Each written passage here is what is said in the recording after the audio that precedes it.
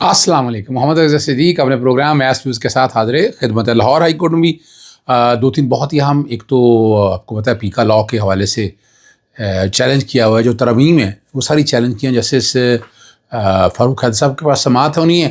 اب جس طرح پروگرام ریکارڈ کر رہا ہوں میں ابھی ہو کے آیا ہوں کورٹ سے، ابھی ہیئرنگ نہیں ہوئی. دوسرا ہیئرنگ ادویات کے کانٹیکس کے حوالے سے، اور تیسرا کیس کی باری آج آئی نہیں ہے جو پبلک ٹوائلٹ کے حوالے سے تھا. اسلام آباد ہائی کورٹ میں ایک تو عمران خان صاحب نے جو چیلنج کر دیا ہے ججز کی ٹرانسفر، جو اسلام آباد ہائی کورٹ کے حوالے سے وہ چیلنج کر دیا. ملٹری کورٹوں کے ٹرائل کے حوالے سے بات ہے. اور جو شہری علی جی آئی ٹی کے کانٹیکس میں ہے، جیسے محسن اختر کے اس کے کیا ہوا وہ بات کریں گے. سب سے پہلے آپ کے سامنے ایک بات تو رکھ دیتے ہیں کہ عمران خان صاحب نے چیلنج کر دیا ہے اسلام آباد ہائی کورٹ کے ججز کی ٹرانسفر کو، اور اس پہ کام کرنے سے روکنے کے حوالے سے بھی کہا گیا ہے.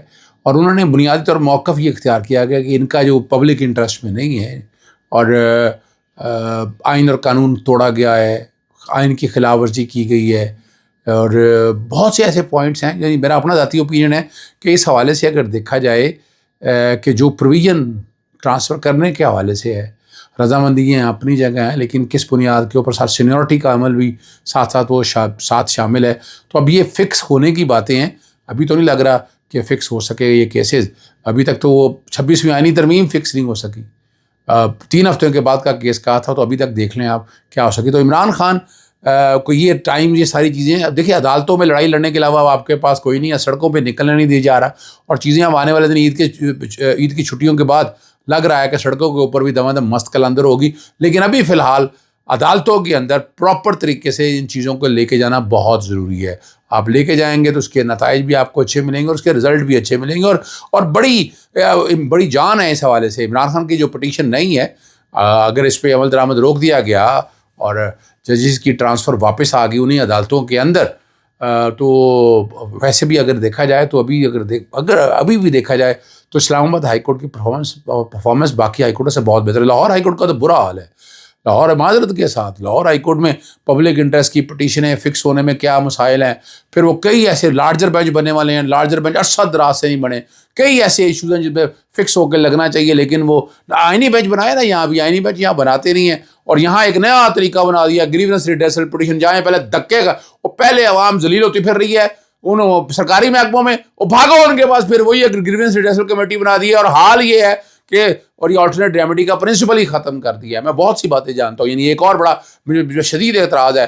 ایک جج کیس سن رہا ہوتا ہے، جج نے کیس میں مارک ہو گیا، اس میں سپریم کورٹ کی ججمنٹ موجود ہے، تو اس سے آپ کیس لے نہیں سکتے. اب انتظامی طور پر موجودہ چیز جیسے صاحب تو یہ کیس ہی اپنی طرف اٹھا کے جس کے بعد مرضی لگا دے. یعنی کورٹ جوڈیشل آرڈر کے ذریعے بھیجتی ہے اور اس کو اوور رول کر دیتی ہے. پتہ نہیں کس قانون کے تحت یہ انتظامی اختیارات یہاں پر استعمال ہو رہے ہیں. یہ ہو رہا ہے اختیار. میرا کام ہے اب تک حقائق بتانا. باتیں تو بڑی ہو رہی ہیں، جن میں کئی ایسی معاملات بتا سکتا ہوں. کئی ایسے کیسز ہیں جو ایک ہی نوعیت کے چل رہے ہیں. ماحول کے حوالے سے کیس تھا، چل رہے تھے جیسے شاہد کریم صاحب کے پاس. وہ میں نے کہا دوسری جج صاحب کے پاس لگ گیا، میں نے انہیں کہا، لیکن انہوں نے خود سنا. مجھے دیکھیں اس پہ کوئی اعتراض نہیں، میں کیس وہاں بھی چلا رہا ہوں، مجھے اس پہ کوئی اعتراض نہیں. لیکن اوور لیپنگ کا مسئلہ اور بہت سے مسائل ایسے پیدا ہو سکتے ہیں. سیکشن 144 جب چیلنج کیا تھا، واریز تھی، کئی ڈیٹا اور ریکارڈ مانگا تھا. اور پوزیشن یہ ہے کہ سرکاری محکمے اور ہائی کورٹ کے آرڈرز کو سمجھتے کچھ نہیں ہے. انہیں پتہ ہے کچھ نہیں ہونا، ان کے لیے مسئلہ ہی کوئی نہیں ہے. دوسرا اہم بھی کیس جیسے ساجد محمود سیٹھی صاحب کے پاس تھا، وہ ادویات کی دستیابی ہے، ڈائبٹیز کی اور بہت سی ادویات کی دستیابی یہاں پر نہیں ہے. اور جو 2 نرسوں جو 3 لوگ جو مرے ہیں نرسوں کے، ساری ذمہ داری میں اس میں ان پہ ڈال دی ہے. اس والے میٹر کو بھی ہم ٹیک اپ کر رہے ہیں، اور ہم کوشش کریں گے کہ وہ بھی حالات آپ کے سامنے لے کے. اور دیکھیں مقصد ہے میرا کوشش کر رہا کہ آپ تک سچ اور حق کی آواز پہنچائی جا سکے، اور اس کے لیے ہم آواز اٹھاتے رہیں گے.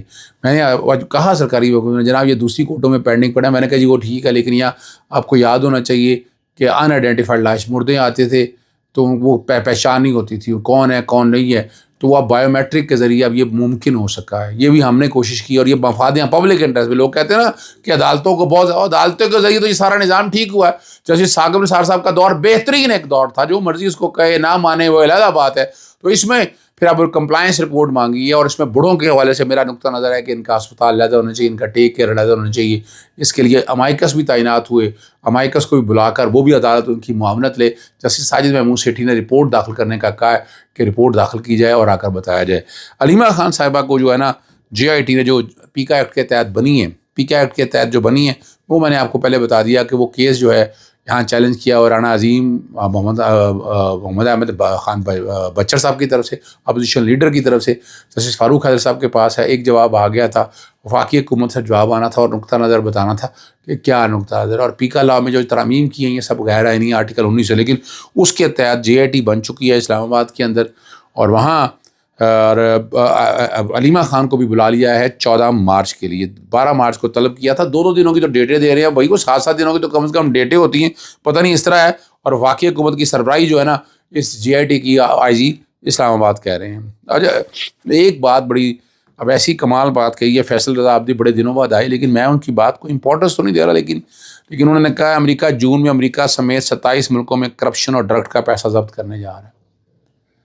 پتہ نہیں ابھی کیسے ہو سکے گا، پاکستان میں تو کرپشن لیگلائز ہو چکی ہے، پاکستان لوٹ مار کی ہوئی ہے، کوئی چکر نہیں، حکومت آپ کی نہیں ہے، گرائی ہے، دوبارہ آئے ہیں تو آپ کے خلاف سارا کچھ صاف ہو جاتا ہے، یعنی یہ نہ کوئی میرٹ کی باتیں ہیں، یعنی کس بنیاد پر صاف ہوتا ہے وہ سامنے، میں مثالیں نہیں بتانا آپ کے سامنے، ہمارے جہاں پولیٹیکل لیڈرشپ سے کوئی منی ٹریل نہیں ہے، لیکن یہ بات جو انہوں نے کہی ہے، اور 27 ممالک میں پاکستان کو ڈیپورٹ کرنا شروع کر دیا جائے، اور بڑی تعداد میں پاکستان کو ڈیپورٹ ہونے کے پہلے مرحلے میں غیر قانونی اور پھر زمین تنگ کر دی جائے گی کہ قانونی طور پر ان ممالک میں رہنا مشکل ہو جائے گا۔ یہ بڑی ایسی بات کی ہے، اس پہ وفاقی حکومت کو بھی سیریس ہونا چاہیے، اگر یہ سچ ہے، اگر نہیں ہے، چلے اگر انفارمیشن آئی ہے، اس انفارمیشن کو سیریس لینا چاہیے اور اس کو سیریس لے کے اس کا مسئلہ حل کرنا چاہیے، تاکہ آپ سمجھ سکیں کہ کیا ہو رہا ہے اور چیزوں کو کنٹرول کیسے کیا جا سکتا ہے۔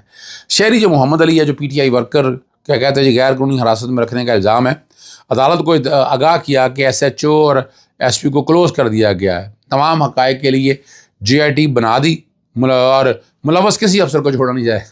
چلیں مذاق سنتے رہا کریں، ہم بھی سنتے رہتے ہیں۔ اینٹی کرپشن سے متعلق معاملہ FIA کو بھجوا دیا، جسٹس محسن اختر یعنی کہ استفسار پر بتایا کہ تیزی سے کام کر رہی ہیں، جلد انویسٹیگیشن تفتیش مکمل ہو جائے گی۔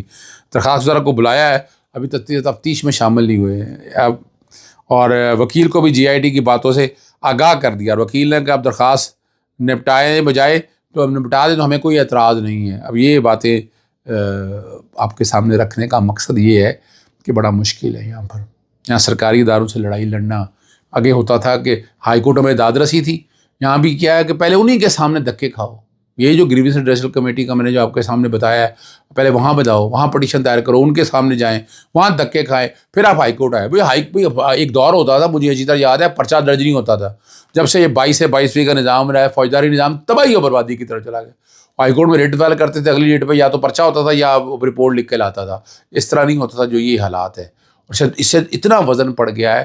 خیر یاد کیس کے بعد یہ بھی سوچنے کی بات ہے، اگر ہم چاہیں تو حالات بہتر کی طرف جائیں گے۔